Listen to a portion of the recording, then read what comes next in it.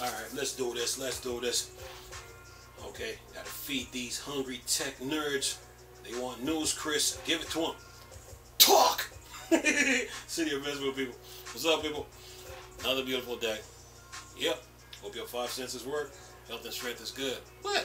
Now, we talking about this AMD Rdna 3 GPU. Their Vulcan 1.3 ready. Supports confirmed for for Radeon RX 7000 series.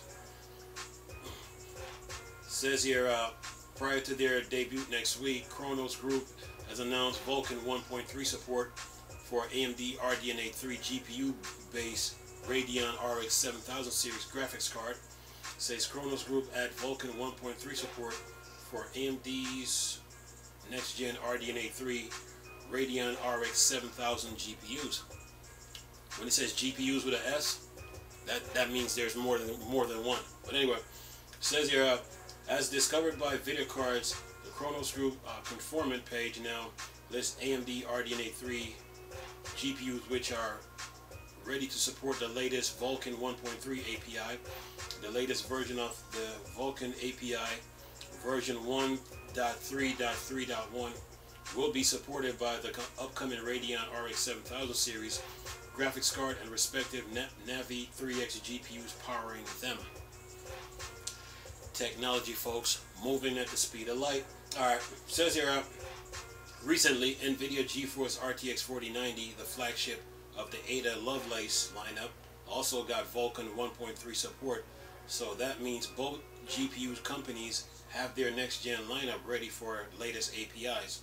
The AMD Rdna 3 Radeon RX 7000 GPUs have received Vulcan 1.3 API support in both Ubuntu 64-bit and Windows 10 64-bit operating system. Says here, AMD confirmed that its Rdna 3 GPUs will be coming later this year with a huge performance uplift.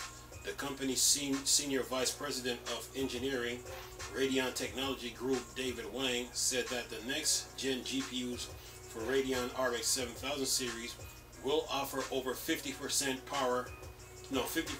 performance per watt uplift versus the existing Rdna 2 GPUs. As we have seen each generation, AMD's upcoming GPUs will be ready to support the latest and greatest of APIs on various operating systems and video games. What? Anyway, some of the key features of the Rdna 3 GPU highlights by AMD will include 5nm process node, advanced chipset packaging, re-architected compute units, optimized graphics pipeline, next-gen AMD Infinity Cache, enhanced ray tracing capabilities for Spider-Man and Miles Morales. Anyway, says here, refined adaptive power management, 50% per watt versus Rdna 2. So it says here, AMD will be unveiling its Rdna 3 GPU architecture and the Radeon RX 7000 graphics card on the 3rd of November. They will have a full live stream plan, which you can read more detail about here. And I will leave the link in the description box. So, technology move at the speed of light. And the tech industry is just moving. New graphics cards are on the horizon. And that is good news for video games, because we all know that the real monster behind the computer industry is video games, and video games is what pushes the computer industry. Okay, so yeah, these video cards will come in handy, you know, with their new ray tracing the new ray tracings for their for all the games that you're playing now. So get your nickels, dimes, quarters, and pennies ready, and $1 bill and $5 bill for these video cards, because they are coming. So yeah, technology just keep moving, man. And AMD, NVIDIA, Intel, they're all competitors, but they keep the competition is what keeps the industry moving. You know, competition keeps the industry moving. So, and they're just trying to make the the tech world a better environment every year, you know. And operating systems, they benefit from it. I mean, everything in the tech world benefits when they come out with these new graphics cards. But video game especially, which is very, very high maintenance and very demanding.